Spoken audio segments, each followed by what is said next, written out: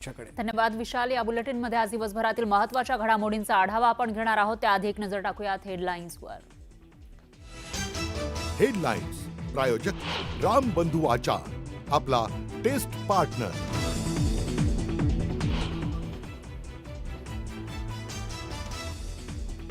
मुंबई महापालिकेच्या निवडणुकीपूर्वी ठाकरे बंधूंना मोठा धक्का। बेस्ट पतपेढीच्या निवडणुकीमध्ये ठाकरेंचे सर्व उमेदवार पराभूत। शशांक राव यांच्या पॅनलचे 14 तर प्रसाद लाड यांच्या समृद्धी पॅनलचे 7 उमेदवार विजयी।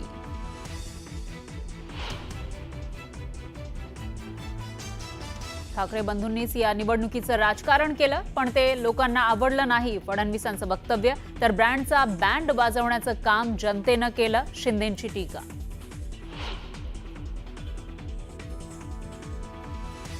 राज्यात 25 ऑगस्टला बराह जयंती साजरी करावी। मंत्री नितेश राणे यांचं मुख्यमंत्र्यांकडे मागणी। शासनामार्फत विविध कार्यक्रमांचं आयोजन करण्याचीही केली विनंती।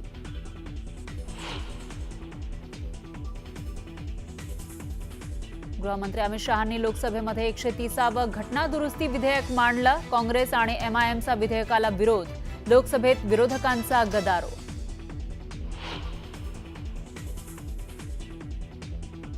बोट चोरीचा चुकीचा आरोप केल्याप्रकरणी सीएसडीएसच्या संजय कुमार यांच्या विरोधात नाशिकच्या सरकारवाडा पोलीस ठाण्यामध्ये गुन्हा दाखल। निवडणूक आयोगाच्या तक्रारीनंतर दाखल करण्यात आला गुन्हा।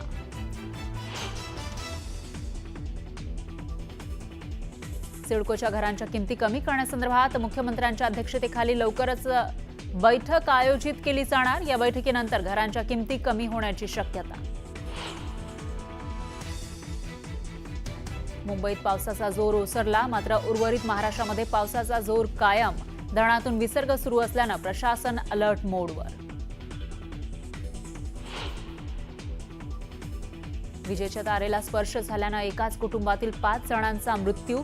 जळगावच्या बरखेडे गावातील धक्कादायक घटना। कानात हेडफोन लावून पावसात प्रवास करणं बेतलं जीवावर। हाय टेन्शन तारेचा शॉक लागल्यामुळे 17 वर्षाच्या तरुणाचा मृत्यू। लोकांनी सांगून सुद्धा दुर्लक्ष केल्यानं गेला जीव।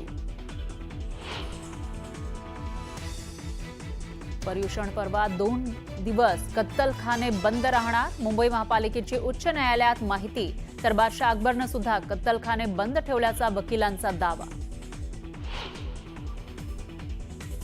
आणि संघाचे अनेक लोक वारकरी संप्रदायात घुसले। वारकरी संप्रदायाचं भगवीकरण करण्याचा प्रयत्न। बडे मुद्देमध्ये शरद पवारांच्या पक्षाचे प्रवक्ते विकास लमांडे यांचा आरोप।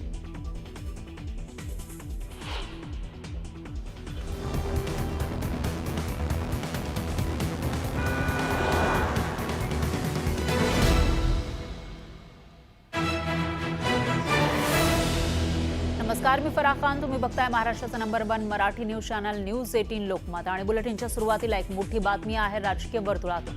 बेस्ट सहकारी पतसंस्थेच्या निवडणुकीमध्ये शिवसेना, युबीटी आणि मनसेच्या युतीचा दारुण पराभव झालाय।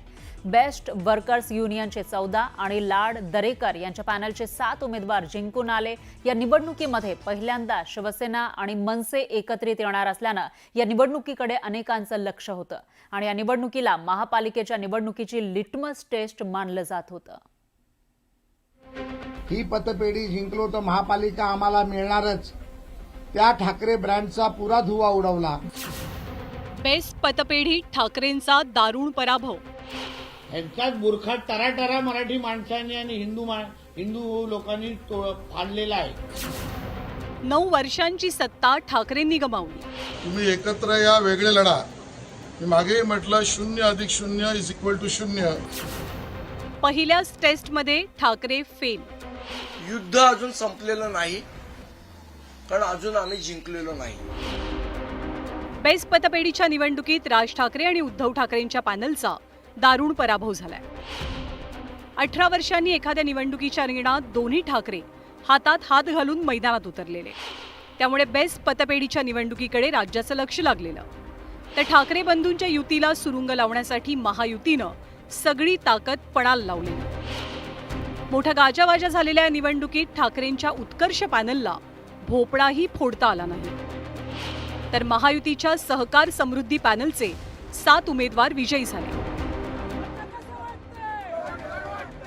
पण या निवडणुकीत अनपेक्षितरित्या बाजी मारत 14 जागांसह शशांक राव यांच्या पॅनलनं विजय मिळवला. त्यांनीच त्याचं राजकीयकरण केलं. आम्ही म्हणजे आमच्याकडनं शशांकरावही तसे आमचेच आहेत आणि प्रसाद लाडाही आमचेच आहेत. ते उभे होते. आम्ही कुठलेही राजकीयकरण त्याचं केलं नाही. पण त्यांनी मात्र आता 2 ठाकरे बंधू एकत्र, आता ब्रँड ठाकरे निवडून येणार, आता अशा प्रकारचं त्यांनी त्याचं राजकीयकरण केलं.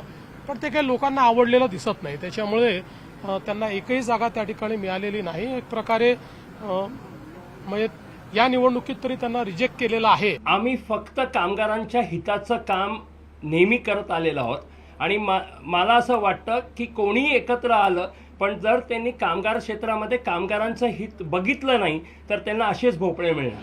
आगामी महापालिकेच्या निवडणुकीत ठाकरेंच्या युतीची दाट शक्यता आहे आणि त्याच अनुषंगानं बेस्टच्या पतपेढीची निवडणूक एक प्रकारे लिटमस टेस्ट मानली जात होती. पण या बेस्ट टेस्टमध्ये ठाकरेंचा वर्स्ट परफॉर्मन्स दिसल्यानं ठाकरे विरोधकांनी टीकेचे बाण सोडलेत. ज्यांनी फार मोठा बोलबाला केला, ठाकरे ब्रँड म्हणून बोलबाला केला, मुंबई आमची, मराठी आमची, ही पतपेढी जिंकलो तर महापालिका आम्हाला मिळणारच, त्या ठाकरे ब्रँडचा पुरा धुवा उडवला आणि त्यांचा करेक्ट कार्यक्रम माझ्या माध्यमातून केला गेला आणि ठाकरे ब्रँडला 0 जागा मिळाल्या. एका बाजूला मराठी माणसाचे कैवारी आम्हीच हे ह्या नावाने बोंब मारणारे आज सकाळी कुठल्या बिळात लपलेले आहेत हे जरा थोडं शोधलं पाहिजे. ह्यांचाच बुरखा टराटरा मराठी माणसांनी आणि हिंदू लोकांनी फाडलेला आहे. पण या निवडणुकीतला पराभव ठाकरेंच्या गोटानं फारसा मनाला लावून घेतल्याचं दिसत नाहीये. संजय राऊतांच्या प्रतिक्रियेतनंही तसाच काहीसा सूर उमटला. पतपेढीची निवडणूक म्हणजे काय परीक्षा नाही, ही चाचणी परीक्षा सुद्धा नाही. लोक एकत्र आले, निवडणुका लढल्या असतील. ज्या युनियनचे जास्त सदस्य असतात बरं का, तिथे बऱ्याच काळापासून शरदराव यांची निवड हे आहे आणि शरदराव यांचं बहुमत महानगरपालिकेच्या त्या युनियनमध्ये असल्याची माझी माहिती आहे, मला माहिती आहे. बेस्टच्या पतपेढीवरती गेली 9 वर्ष ठाकरेंच्या पॅनलची सत्ता होती. सर्वाधिक सभासद आपल्यासोबत असल्याचा दावा ठाकरेंच्या पॅनलकडनं सातत्यानं केला जात होता. पण मग मतदारांची ताकद असताना आणि ठाकरे ब्रँड एकत्र असतानाही पराभव का झाला याची काही प्रमुख कारणं मानली जात आहेत. ठाकरेंना हरवण्यासाठी आपापसातले हेवेदावे विसरून प्रसाद लाड, नितेश राणे आणि किरण पावसकर यांचं पॅनल एकत्र आलं. या निवडणुकीमध्ये ठाकरे बंधूंनी आपली युती अगदी आयत्या वेळेला जाहीर केलेली. निवडणुकीच्या अगदी तोंडावर तत्कालीन संचालक मंडळाला आर्थिक गुन्हे शाखेची नोटीस मिळाली होती. ठाकरेंच्या कामगार सेनेचे सर्वाधिक सभासद असून सुद्धा निर्णय प्रक्रियांमध्ये सर्वांना विश्वासात घेतलं जात नाही असा आरोप सातत्यानं होत होता. प्रत्येक गोष्टीत राजकीयकरण करणं, राजकीय भूमिका मांडणं याचाच त्यांना फळ मिळालं आणि हातात भोपळा मिळाला. आणि म्हणून तुम्ही एकत्र या, वेगळे लढा. मी मागेही म्हटलं 0+0 = 0. आज भोपळा हातात मिळाला. मुंबईचा विजय झाला, मुंबईकरांचा विजय झाला, मराठीचा विजय झाला, कामगारांचा विजय झाला, भाजपचा विजय झाला. या निवडणुकीचं एक साधं सोपं गणित आहे. ज्याची कामगार संघटना सर्वात मोठी त्याची पतसंस्थेवरती सत्ता. सध्या शशांक राव यांची बेस्ट वर्कर युनियन आणि ठाकरेंची कामगार सेना यांची सर्वाधिक ताकद पाहायला मिळते. भाजपच्या प्रसाद लाड यांच्या संघटनेनं गेल्या काही वर्षात बेस्टमध्ये चंचू प्रवेश केलाय, तर मनसेची ताकद ही नसल्यातच जमा.